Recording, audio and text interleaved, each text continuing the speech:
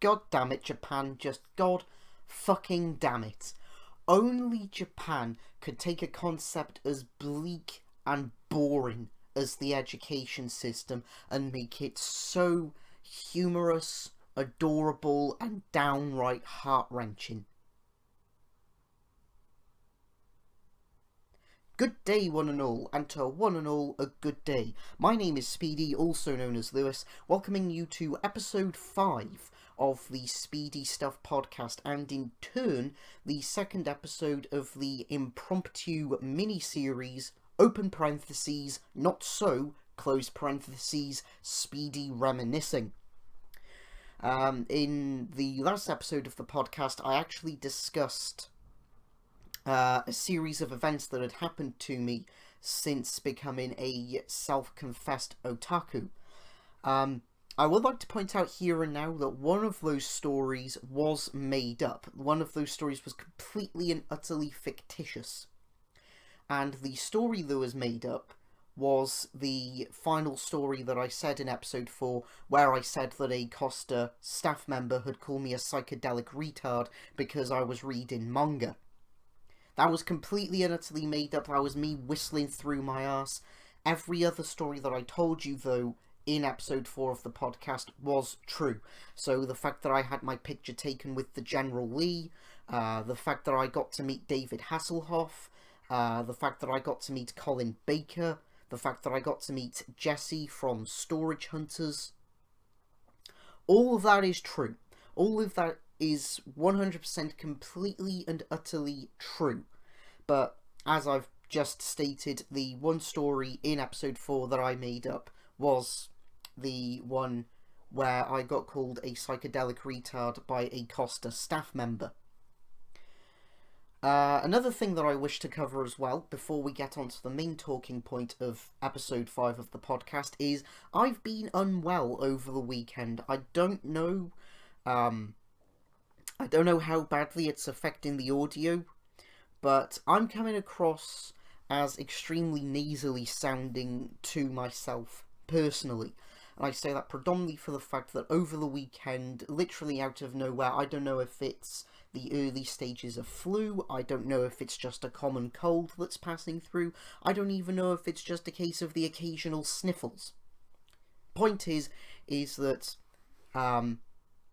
Friday night, I went to bed, fit as a fiddle, no qualms whatsoever. I wake up yesterday morning, and suddenly my nose is running like a fucking tap. So if I sound a bit nasally, or at the most a bit congested, that's why. And yeah, basically I might not sound as enthusiastic or as energetic as I do with the other episodes of the podcast. So for today's episode of the podcast, and in turn episode 2 of the open parentheses, not so close parentheses, Speedy Reminiscing mini-series, I actually want to discuss an anime that I finished watching recently. In fact, at the time of recording this podcast, I actually finished watching this anime on September the 28th. By comparison, at the time of recording the podcast, it is now October the 1st. Just to give you a rough idea as to where we are. And the anime in question is an anime called The Royal Tutor. If you haven't seen the anime, for God's sakes, go and watch it. Go to Crunchyroll, go to Kiss Anime, other streaming services are available. The point is, just go and watch it. Please, I implore you, go and watch this anime. It is so beautifully well done, and everything about it is borderline spectacular, but then again it would be because Square Enix was in part behind the anime. So, The Royal Tutor, how can I describe it to you all without giving away too much of the plot? Well, for starters, our lead protagonist, Professor Hein...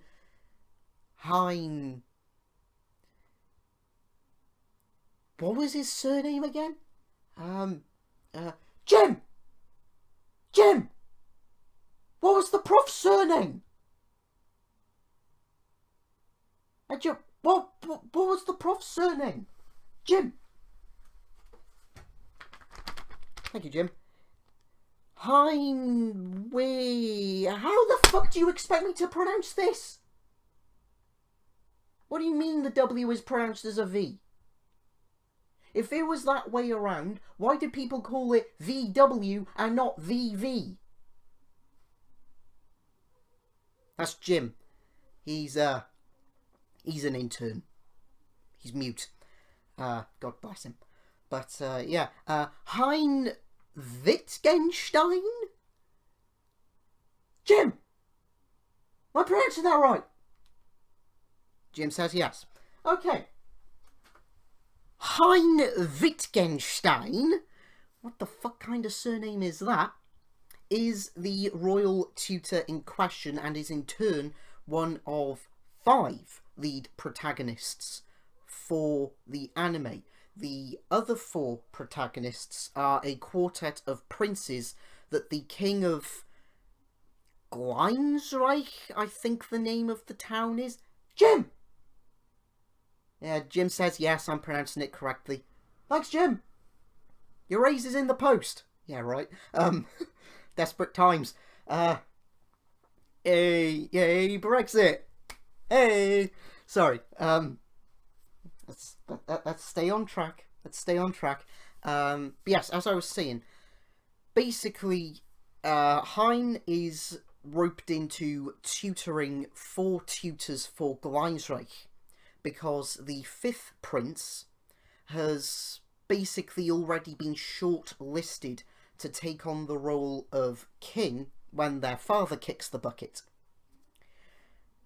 And the only thing that these 4 princes have got against them is the fact that every other royal tutor that they've had in the castle to try and teach these 4, they've all been driven away.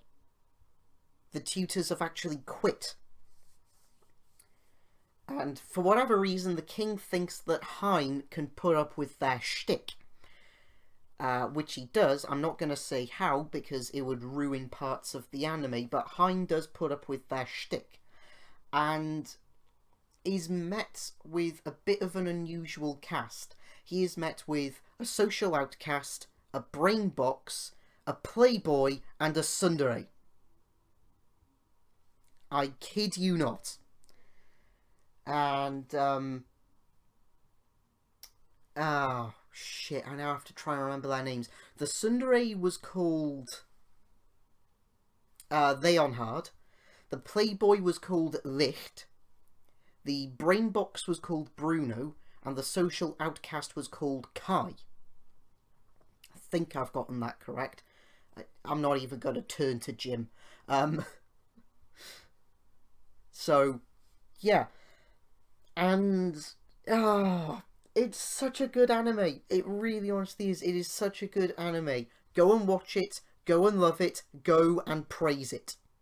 Because really, that's all I can give this anime, is praise and nothing but. And, it's so good. It's such a good anime. You know an anime does something right when it makes you feel hints of feels in the first few episodes, does comedy up to about the midway point of episode 10, and then has you in tears for the end of episode 11 and the entirety of episode 12. Because that was me. First few episodes, there were some hints of feels, mainly due to the prince's personal problems, and I thought, yeah, okay, that's understandable, that is relatable to a couple of people. Episode 3, I think it was, episode 3 up to, as I say, the halfway point of episode 10 was laughs all around. I think I actually genuinely pissed myself. I was laughing that much. And then from about the end of episode 11 and the entirety of episode 12, which was unfortunately the season finale, this anime made me its bitch. And I was crying throughout the entirety of episode 11, and the entirety of the end of episode 11, and pretty much the entirety of episode 10.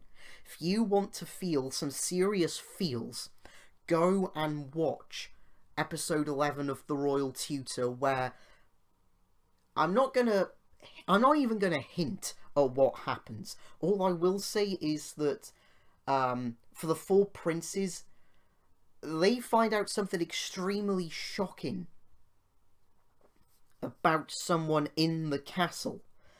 So much so, in fact, that someone actually leaves. Again, I'm not going to say who it is that leaves. I'm not going to say why they leave. All I'll say is that there's this big plot point that crops up in like the sort of second half of the season.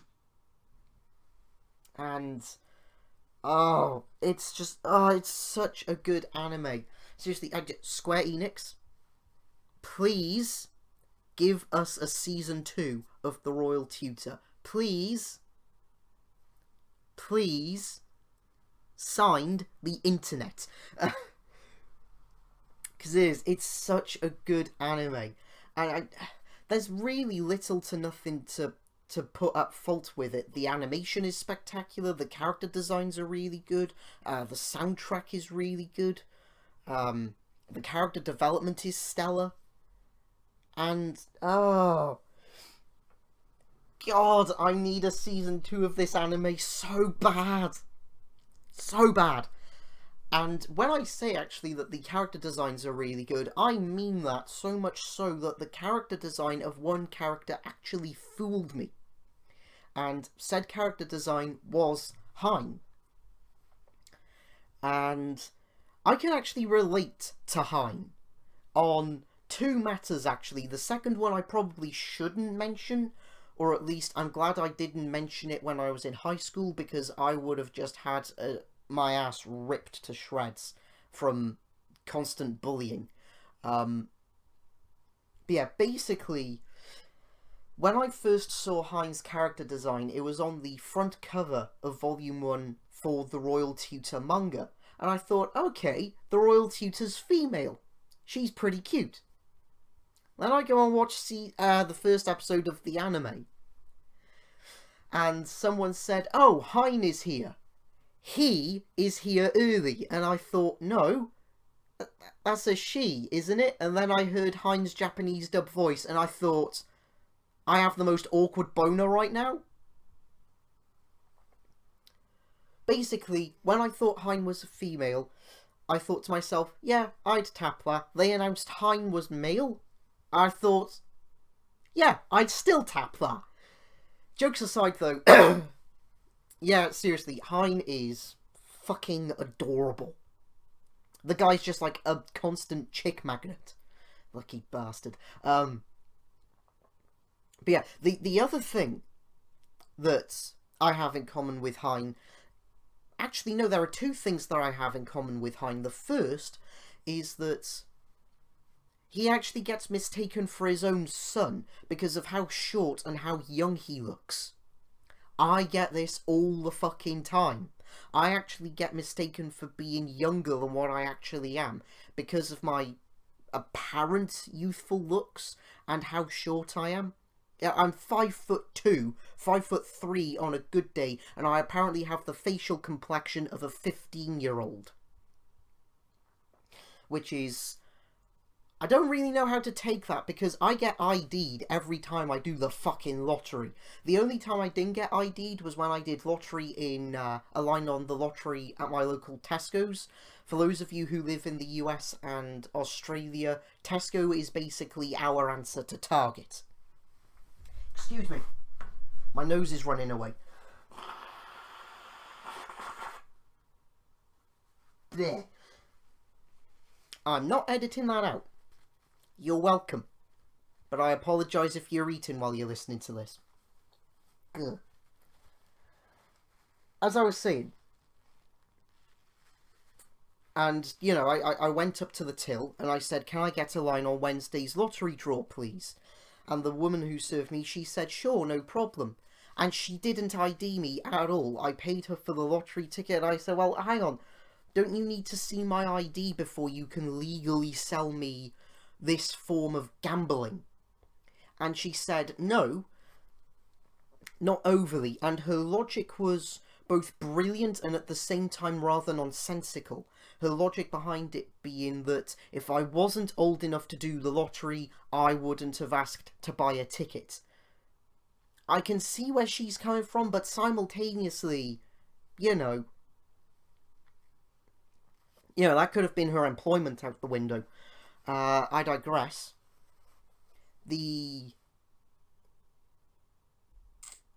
Oh yes, that's right. The other way that I can actually identify with Hein is, well, basically, you remember about a minute or so ago how I said that I mistook Hein for being female? I actually got mistaken for being female. I am not even kidding. I am not even kidding. I was in, I was in a store. I was in a bookstore. It wasn't Waterstones. And I was just looking at the stock that this store had for sale, and I heard this woman asking a staff member where something was, and the staff member points in my direction, and she says, oh yeah, it's right, it's by where that woman is looking, it's by where that young lady is looking. And I turned to this staff member, and I kid you not, this staff member went as mute as Jim. She went completely mute because she realised that she had just called a male client female. But here's the real bugbear about that. She didn't approach me and apologise for mistaking my gender. She just carried on with her day like nothing had happened. Alright, whatever. I'm cool with that. Am I though? Am I cool with that? Debatable. Anyway. So yeah, those are really the two ways that I can sort of connect with Hein. One from my genetics, the other from my own stupidity. So, yeah. But, remember how I also said that the animation and the character designs were brilliant? Half the time, the character's going to a chibified form and, oh my god, Chibi Hein is fucking adorable. Seriously, Chibi Hein is so friggin' moe, it's almost painful. It really honestly is. I want a Chibi Hein plushie. I want one. No, actually, I don't want one.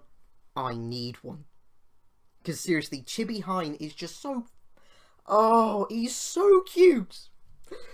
Damn it. He's got the looks, he's got the brains. Two things that I lack.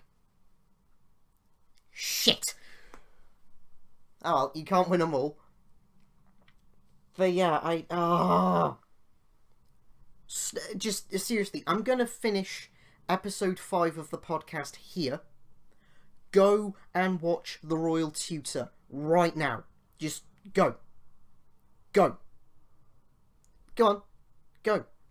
Shoot. Go on. It's over. It's finished. Kaput. I'm finishing this episode of the podcast here. Go. Go and watch it. I cannot recommend it enough. Just go. Jim! Jim! You want to go down the pub?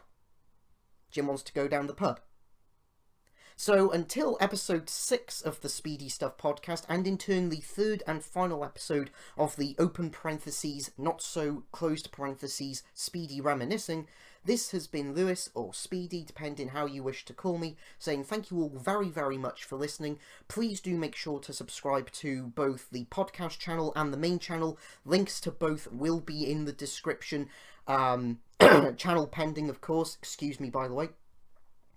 The Speedy Stuff podcast also has a Facebook page. Please do feel free to stop off there, maybe like the page, maybe even send me a suggestion for what I should discuss for episode 6 of the podcast. I'm open to most suggestions, unless they're extremely personal, in which case I'll tell you to naff off.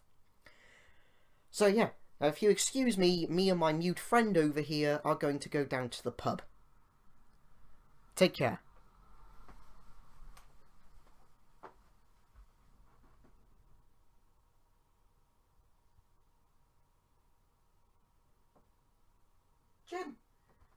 Jim, I've forgotten my coat. I've forgotten my coat, Jim. You're still here. You're still here. Go home. It's over. This episode of the podcast has finished. Go home. Go and buy fish and chips or something, or make a cup of coffee. Or better yet, go and watch The Royal Tutor like I've been saying throughout the entirety of this podcast episode. Just go. It's finished.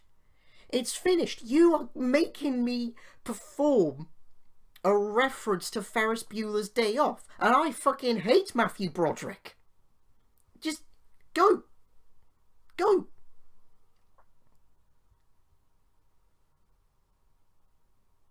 Don't be a smart-ass, Jim. Jim's just said that that's a load of fish.